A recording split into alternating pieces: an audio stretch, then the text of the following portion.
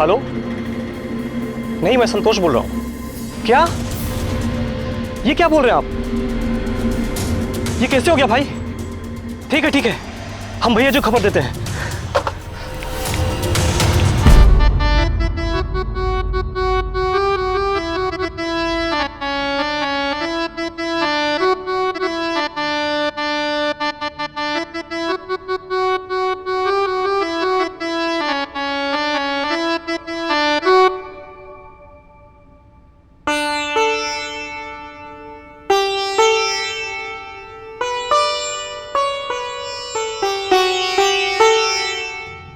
सुनी, मेरे कपड़े।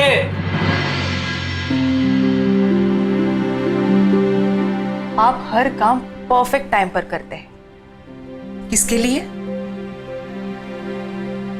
जी आपके लिए रानी साहिबा। और किसके लिए? अरे खेत जमीन दुकानें सब आपके नाम पे तो है, और आप ही तो मेरे दिल की रानी साहिबा।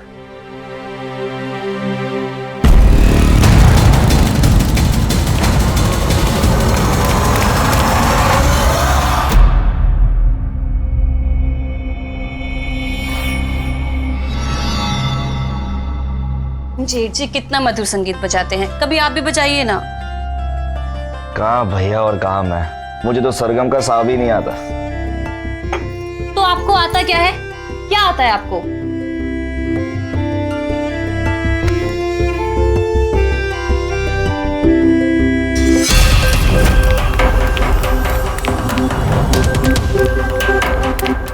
भैया जी दरवाजा खोलिए। भैया जी, अरे छोड़िए। भैया जी दरवाजा खोलिए। भैया जी दरवाजा खोलिए। भैया जी, भैया जी। क्या हुआ संतोष? भैया जी वो जो टेम्पो बनारस से चला था वो रास्ते में गायब हो गया। क्या? अरे उसमें तो 10 लाख रुपए का सामान था। क्या? 10 लाख का सामान? अरे भैया जी मुझे 2 दिन का समय दीजिए, हम पूरा माल वापस लाएंगे। नहीं तो आप जो सजा देंगे मुझे मंजूर होगा। अमन जी, मुझे लगता है इन्हें 2 दिन का समय देना चाहिए। ठीक है भाभी, सिर्फ 2 दिन। अगर 2 दिन में हमारा पूरा सामान वापस नहीं आया तो मैं तुझे नहीं छोड़ूंगा। भैया जी छोड़िए तुझे। अरे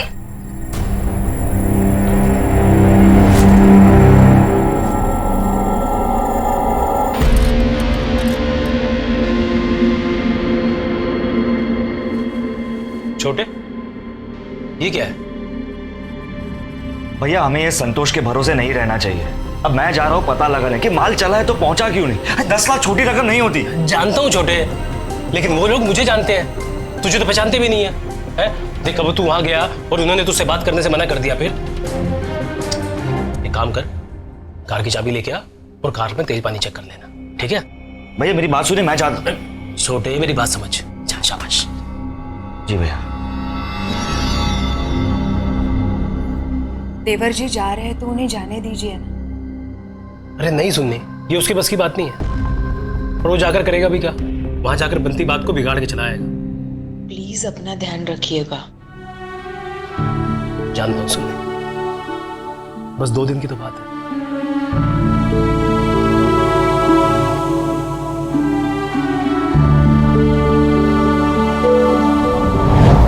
चलो माँ, मैं जा रहा हूँ। भैया गाड़ी में पेट्रोल कम है, आप भरवा लीजिए। हाँ, तुम घर में सबका ध्यान रखना। जी भैया।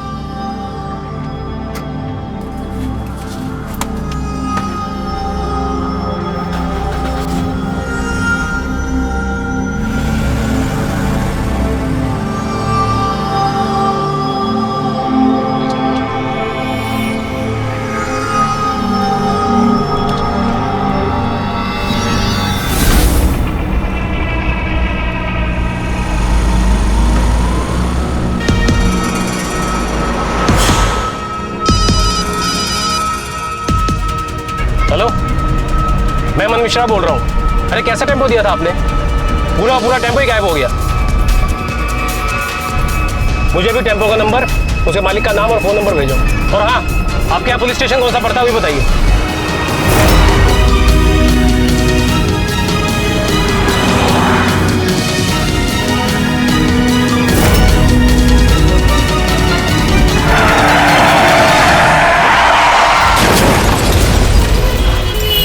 कुछ नहीं होगा भैया। छोटे भैया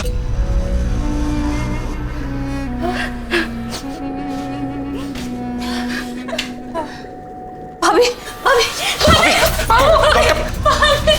भाभी क्या हुआ भाभी? प्लीज पानी लेकर आओ। भाभी संभालिए अपने आप को, डॉक्टर को बुला। भाभी भाभी भाभी उठो भाभी भाभी भाभी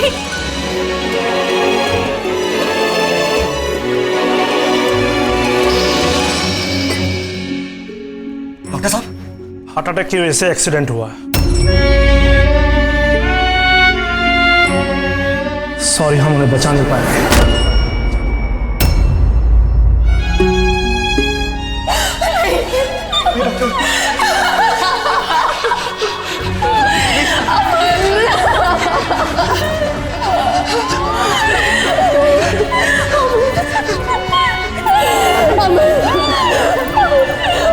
मुझे छोड़ के नहीं जा सकते अमर। संभालिए भाभी अपने आप को, संभालिए।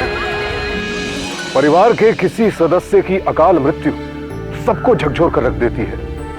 कोई कितनी भी सांत्वना दे, लेकिन इस दुख को झेलना आसान नहीं होता। एक हादसे में अमन की अचानक हुई मौत से उसका पूरा परिवार दुख में डूब गया, खासकर उसकी पत्नी सुनीता, जो कि उससे बेहद प्यार करती थी। सुनीता के लिए इस सदमे से उबरना आसान नहीं होगा। लेकिन यहां सवाल यह है कि क्या अमन की अचानक मौत वाकई हादसा थी या फिर किसी की सोची समझी साजिश? क्या कोई अमन के हंसते खेलते परिवार को उजाड़ना चाहता था या फिर यह महज किस्मत का खेल था?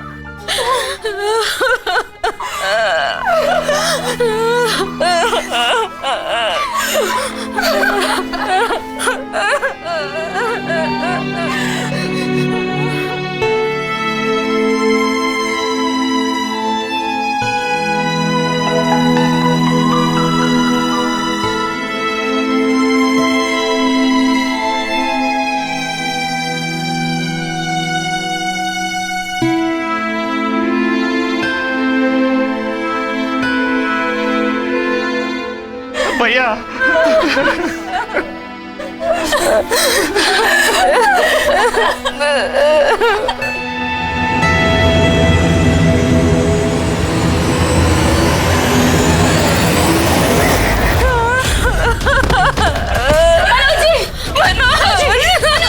मनोज जी।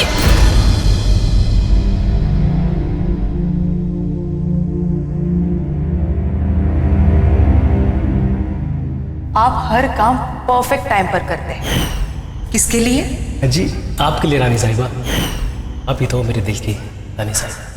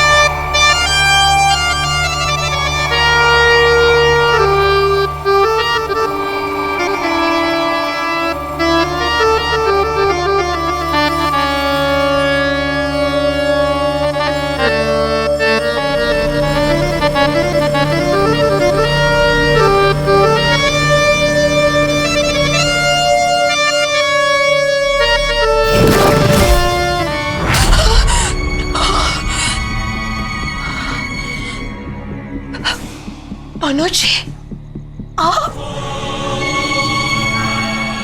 सुनी, तुम मुझे पहचान क्यों नहीं रही हो? मैं मनोज नहीं, तुम्हारा अमन। क्यों रानी साहिबा, भूल गई?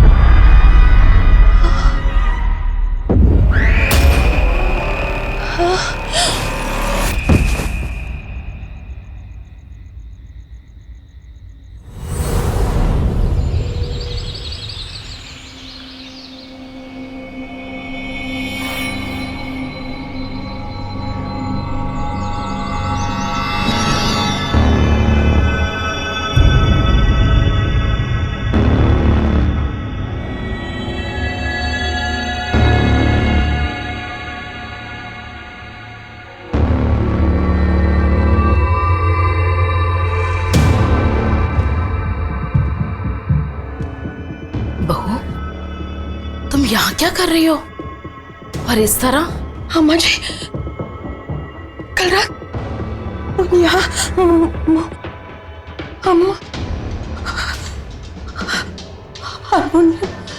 अमन?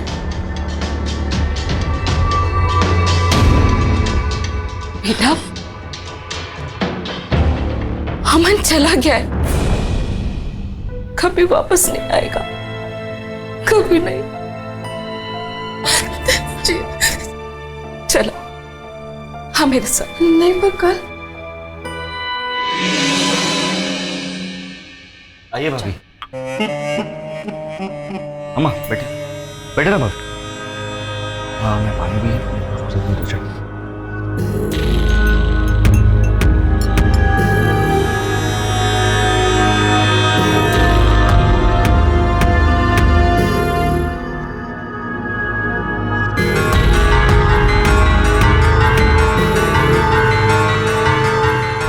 क्या हुआ भाभी, आप ऐसे क्यों देख रही हैं? भाभी मैंने अम्मा को बोल दिया कि जो कुछ भी भैया का था वो सब अब आपका है, उसमें से एक पैसा भी मेरे लिए हराम है। मनोज, इसमें गलत समझने वाली क्या बात है? अगर अमर नहीं रहा तो क्या इसका मतलब दुकान नहीं खुलेगी? ये क्या बात हुई? वो नहीं है तो क्या हुआ? आप तो हो। वैसे भी बड़े भाई के बिजनेस पर छोटे भाई का उतना ही अधिकार होता है। सुना तूने? अब बेकार की बातें सोचना बंद करो और दुकान खोलने की तैयारी करो। भाभी मैं आपके लिए गरम पराठा लेकर आती हूँ।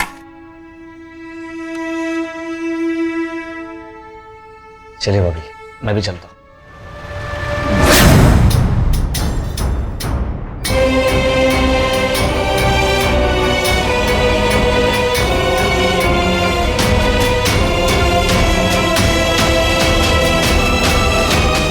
सुनी, दुकान तुम्हारी है, तुम कह रही हो तो दुकान जरूर खुलेगी।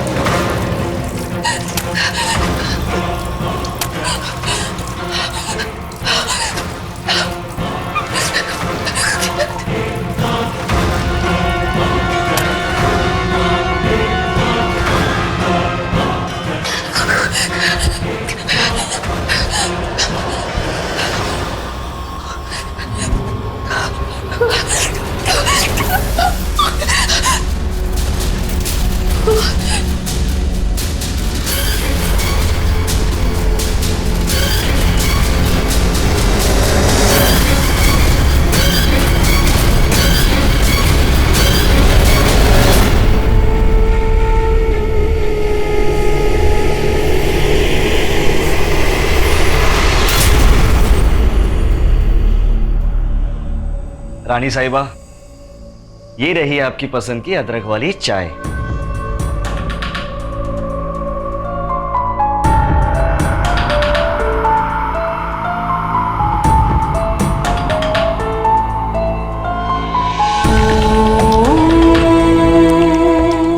क्या हुआ रानी साहिबा?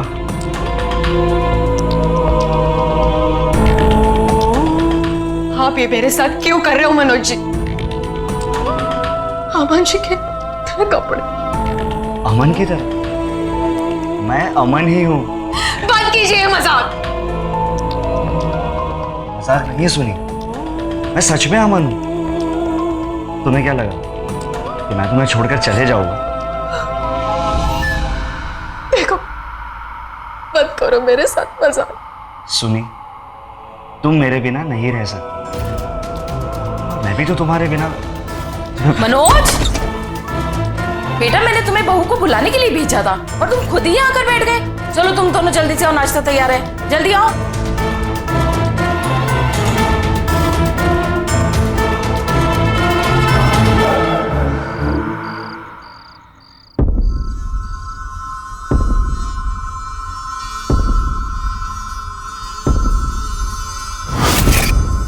सुनी, तुम मुझे पहचान क्यों नहीं रही हो? मैं मनोज नहीं, तुम्हारा अमन हूं। क्यों रानी साहिबा, भूल गई?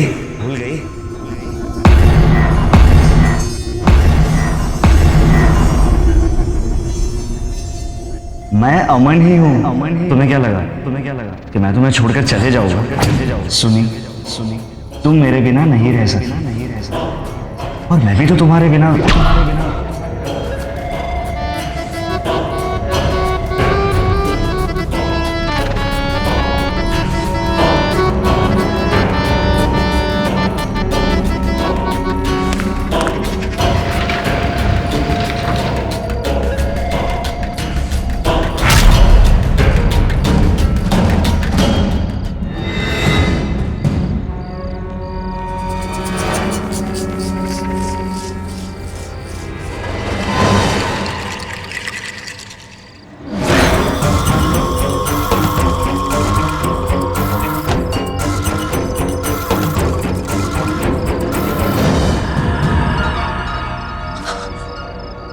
मनोज जी, सुनी, तुम मानती क्यों नहीं कि मैं अमन हूं, तुम्हारा अमन? इतना बेचैन रहता हूं तुम्हारे पास आने के लिए।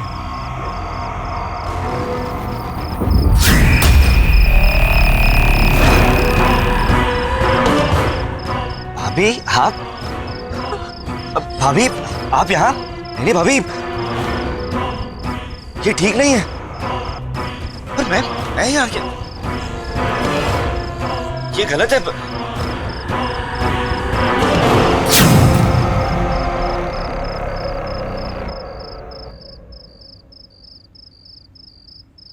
सुनी,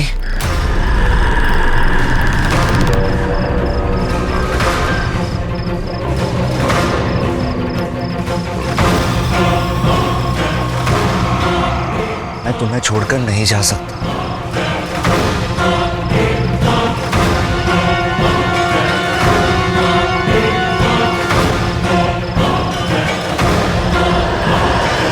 सुनी, महसूस करो, शरीर मनोज का है, आत्मा मेरी। कितना मजबूर हूं मैं कि तुम्हारे पास आने के लिए मुझे मनोज के शरीर का सहारा लेना पड़ता है। तुम मेरे बिना नहीं रह सकती सुनी, और ना ही मैं तुम्हारे बिना रह सकता हूं। मैं तुम्हें छोड़कर कभी नहीं जाऊंगा। सुनी, याद है हम इस साल बच्चे की प्लानिंग कर रहे थे? तुमने कहा भी था कि चाहे लड़का हो या लड़की हो, बच्चे का नाम हम सुमन ही रखेंगे। सुनीता और अमन का सुमन कहा था ना?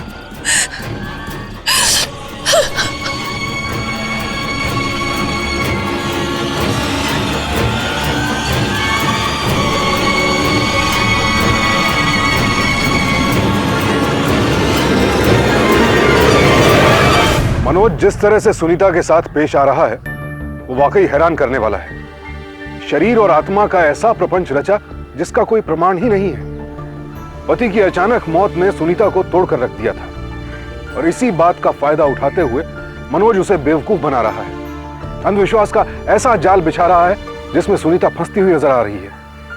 अब देखना यह है कि यह सब करने के पीछे मनोज का मकसद क्या है और क्या सुनीता वक्त रहते मनोज की असलियत भांप पाएगी।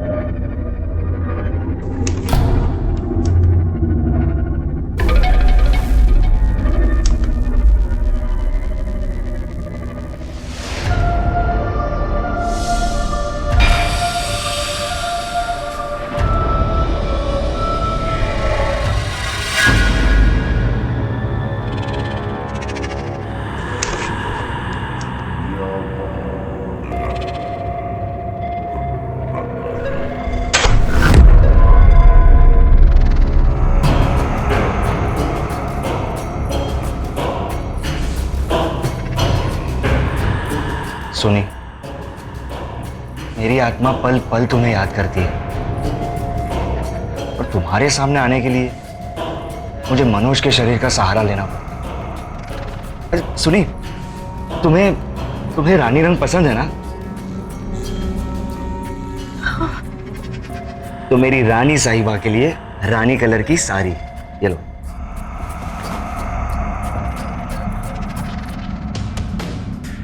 पर सुनी, ये क्या? तुम कितनी दुबली पतली हो गई, ख्याल क्यों नहीं रखती अपना?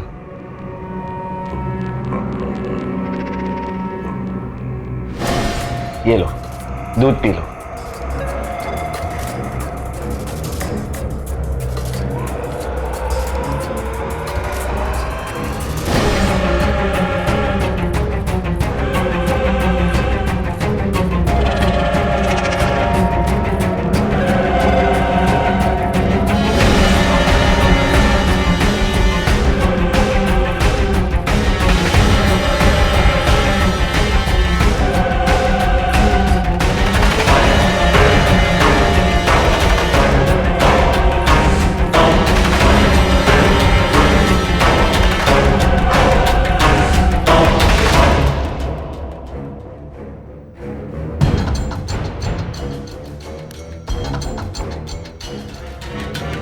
सुनी, आज के बाद तुम सिर्फ रंगीन साड़ियां ही पहनना।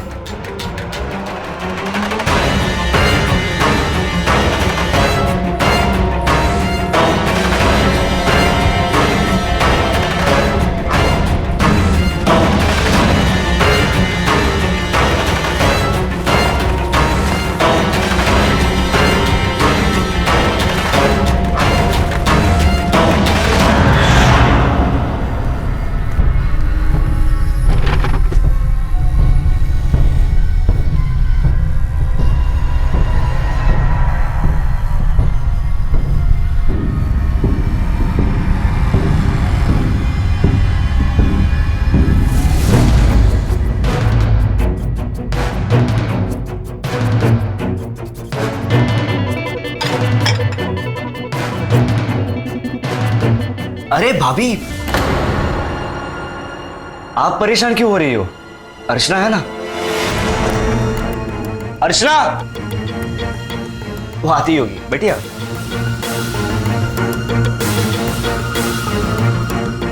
बहू, ये रंगीन साड़ी क्यों पहन रखी है तुमने? तुम भूल गई कि एक विधवा हो तुम? एक किसी ने देख लिया तो सारी इज्जत मिट्टी में मिल जाएगी। विधवा हो, विधवा की तरह रह।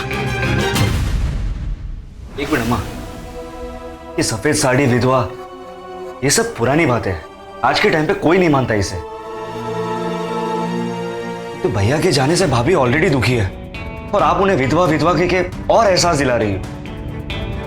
ये आप क्या कह रहे हैं? अम्मा जी बिल्कुल सही कह रही है। जो सही है वो सही है।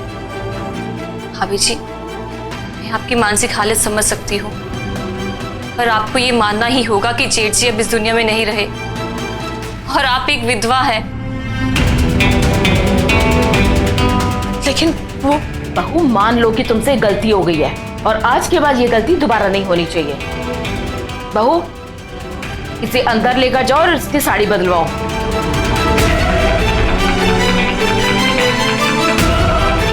चलिए।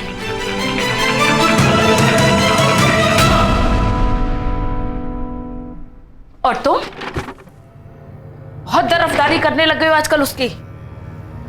अम्मा, मैं सिर्फ भाभी को दुखी नहीं करना चाहता था बस।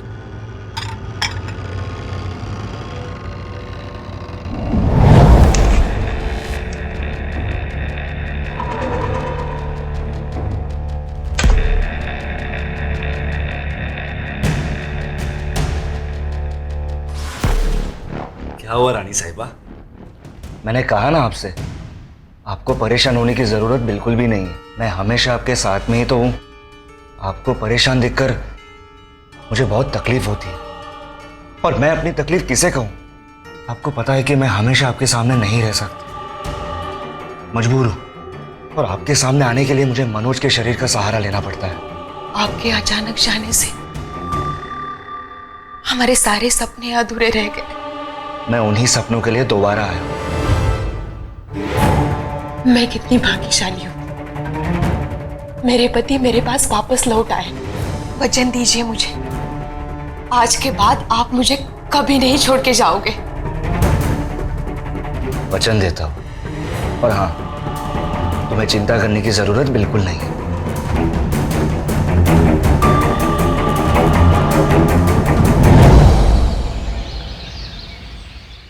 शाम के लिए इतने मटर काफी हैं। भाभी, भाभी, भाभी, मैं इतने दिनों से देख रही हूँ आप खोई खोई सी रहती हैं। हम सबको जेठ जी के जाने का दुख है। अगर हम भी अपना हाल ऐसे ही कर लेंगे तो हमारा इस घर में जीना मुश्किल हो जाएगा। आप जेठ जी को अभी तक भूल नहीं पाई है ना? अर्चना, तू खुद को मेरी जगह रहकर सोच। अगर तू मेरी जगह होती तो। अरे भाभी, भाभी,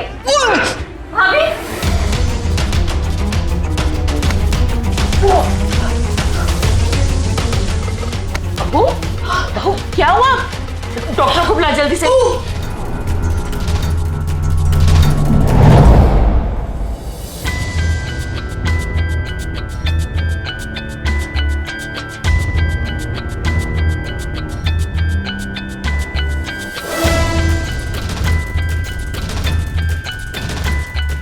डॉक्टर, क्या हुआ बहू को? खुशखबरी है, आपके घर एक नन्हा मुन्ना मेहमान आने वाला है।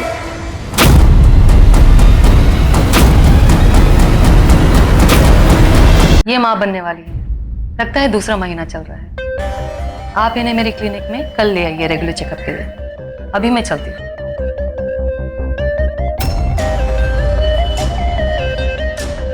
क्या? बता, किसका पाप है तेरे पेट में? नहीं अम्मा जी, ये मेरे पति की निशानी है। मेरे अमन का बच्चा है ये। बताओ, किसके साथ किया है मुंह काला? बता, कौन आता है रातों को तेरे पास? किसके लिए रंगीन साड़ियां पहनती है तू? अमन जी आते हैं मेरे पास। उन्होंने मुझे रंगीन साड़ी दी थी। अरे पगली, समझने की कोशिश क्यों नहीं करती तू? अमन मर चुका है, मर चुका है वो। मैं आप ऐसी बात मानूं? अमन जी आपके लिए मरे हैं, पर मेरे लिए वो जिंदा है। वो मरकर वापस आए हैं। मरकर कोई कैसे वापस आ सकता है? भाभी, हो सकता है कि आपने कोई सपना देखा होगा। पहले मुझे भी लगा ये सपना है, पर जब मैंने उन्हें छुआ, महसूस किया, तब मुझे पता चला कि मेरे अमर वापस आए हैं। चलो एक बार को मान लेते हैं कि अमन वापस आ गया है। मुझे बता, मुझे भी मिलना है अपने बेटे से। ये है अमन जी।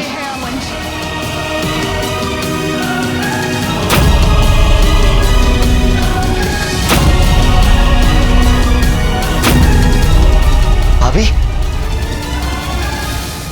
आप क्या पागल हो गई हो क्या? मैं अमन कैसे हो सकता हूं? देखो भाभी, मैं आपकी इतनी इज्जत करता हूं, इसका मतलब ये नहीं कि आप मेरे पे इतना गंदा इल्जाम लगाए। अमन जी, ये क्या कह रहे हो आप? बताइए इन लोगों को कि आपका ही बच्चा है। भाभी बस कीजिए, होश में आइए भाभी। भैया तो मेरे लिए पिता समान थे, अरे उनकी जगह मैं कभी नहीं ले सकता। आपने उनकी जगह ली है।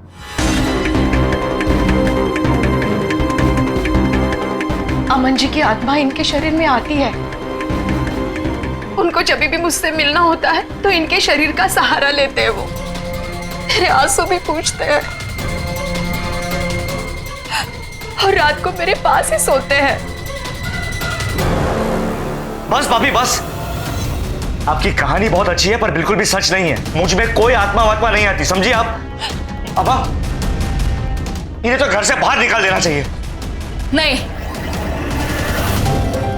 इसे हम घर से बाहर नहीं निकालेंगे, बल्कि ये इस घर में तभी रह पाएगी जब ये अबॉर्शन करवा लेगी। नहीं अम्मा जी, मैं अबॉर्शन नहीं करवाऊंगी।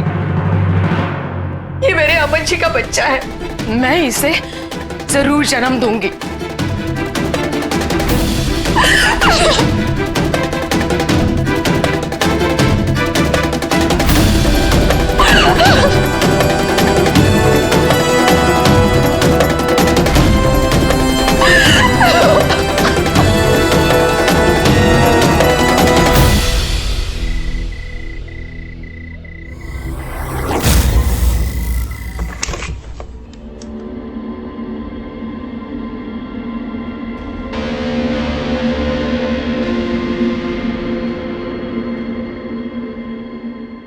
जैसा प्लान हमने किया था सब वैसा ही हो रहा है। बस अब एक आखिरी दाव।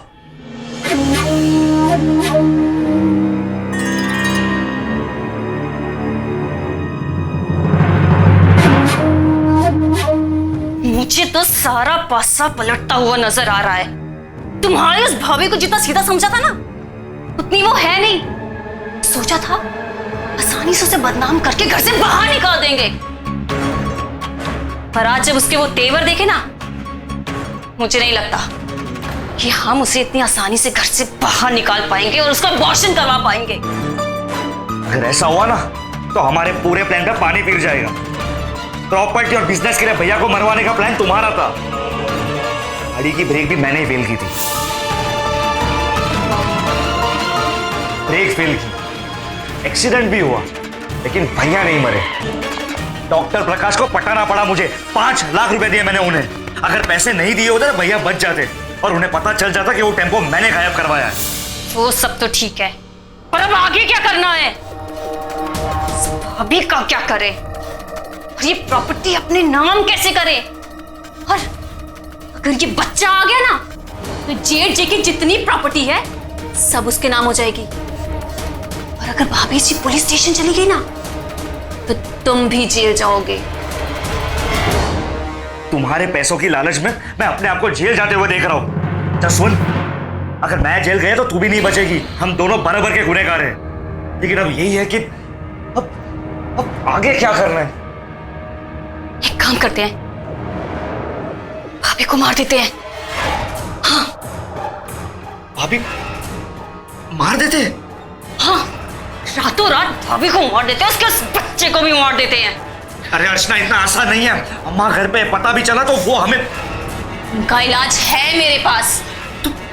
तू पागल है, तू अम्मा को मारने की बात कर रही है? अरे अम्मा को नहीं मारना है, अम्मा के दूध में नशे की गोलियां मिलाकर उन्हें सुला देंगे और रातों रात अम्मी की लाश को ठिकाने लगा देंगे और सुबह सुबह बोल देंगे कि भाई भाग गई, भाई भाग गई, भाई भाग गई।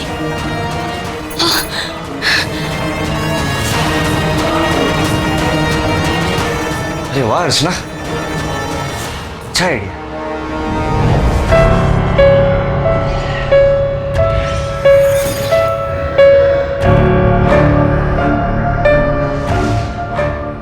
अम्मा जी को दूध पिला दिया और उन्हें सुला भी दिया। अब अम्मा जी की आंख सुबह तक नहीं खुलेगी। तो चलो अब भाभी का काम तमाम करते हैं।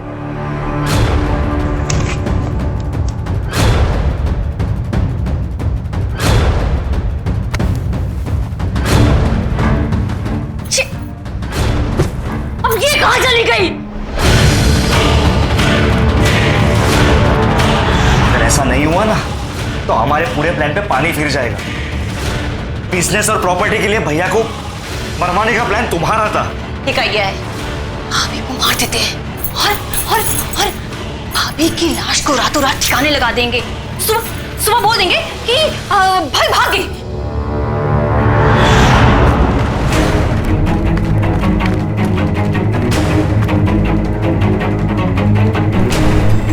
हटो, हटो, हटो।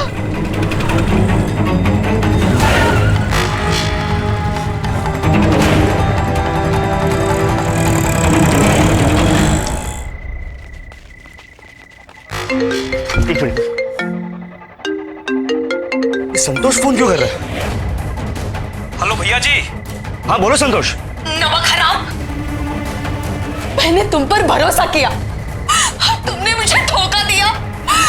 भूल गए, मैंने तुम्हें जेल जाने से बचाया था। उस दिन तो जिंदगी के लिए भीख मांग रहा था। मैं तुम्हें छोड़ूंगी नहीं। चुप। संतोष, ये औरत की आवाज आ रही, कौन है ये? भैया जी, ये आपकी सुनीता भाभी हैं, पुलिस स्टेशन जा रही थी। इन्हें सब कुछ पता चल गया है कि आपने ही अमन भैया का खून करवाया था। क्या? और उन्हें यह भी पता चल गया है कि आपने टेम्पो भी लुटवाया था। भैया जी, हमने तो आपका नमक खाया है, भला इन्हें पुलिस स्टेशन कैसे जाने देता। संतोष, तुम अभी कहाँ हो? भैया जी, आपके गोडाउन में। आप बाहर रहे हो या इन्हें छोड़ दूं? नहीं नहीं, तू उसे पकड़ के रख। अरे बहुत खतरनाक औरत है ये, हम वहीं आते।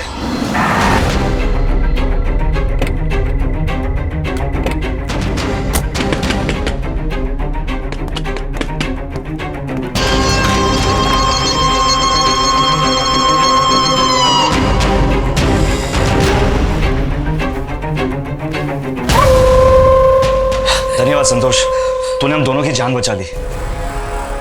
संतोष, ये तुमने ठीक नहीं किया। मैं तुम्हें जिंदा नहीं छोड़ूंगी। तो खुद जिंदा बचेगी तब ना? हाँ, तुझे क्या लगा? हाँ, तू भाग जाएगी और हम तुम्हें पकड़ नहीं पाएंगे? हाँ,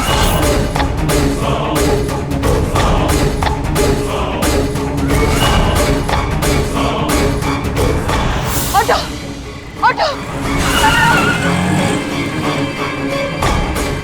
जी, इतनी रात को इस तरह? पुलिस स्टेशन जा रही हूँ। मनोज ने ही अमन जी को मरवाया था। छल किया है तूने मेरे साथ। अमन बनकर मेरे भावनाओं के साथ खेला है। अत्याचार किया तुमने मेरे साथ।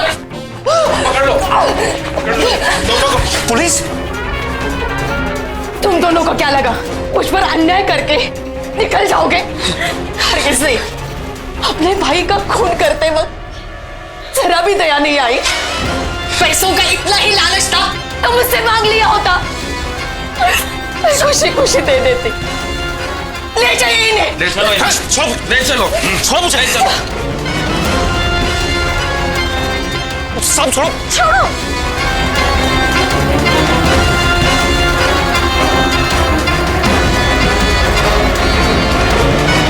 दौलत के लालच में इंसान किस कदर अंधा हो जाता है, इसका अंदाजा आप इसी बात से लगा लीजिए कि एक औरत होते हुए भी अर्चना ने अपने पति मनोज से दूसरी औरत का शारीरिक शोषण करने का अपराध तक करवा डाला। अर्चना के इशारे पर मनोज ने सुनीता के सामने अंधविश्वास का ऐसा जाल बिछाया कि फिर सुनीता पूरी तरह से उसके वश में हो गई। अर्चना और मनोज ने सुनीता के साथ जो कुछ किया वो बेहद ही शर्मनाक और निंदनीय है। अंधविश्वास के जाल में फंसकर सुनीता लगभग सब कुछ बर्बाद कर चुकी थी। उसकी किस्मत अच्छी थी कि समय रहते इन जालसाजों की असलियत उसके सामने आ गई और उसने पूरी हिम्मत के साथ दोषियों को जेल की सलाखों के पीछे पहुंचा दिया। अपराध करने से पहले इंसान अगर एक बार सजा के बारे में भी सोच ले तो शायद अपराध ना ही करे। मेरी आप सबसे विनती है कि अगर अपने आसपास किसी को भी अपराध का शिकार होते देखें तो चुप ना बैठे, संतोष की तरह मदद के लिए आगे आए और अपराधियों को जेल की सलाखों के पीछे पहुंचाकर पीड़ित की मदद करें। सावधान इंडिया, डर कर नहीं, डट कर।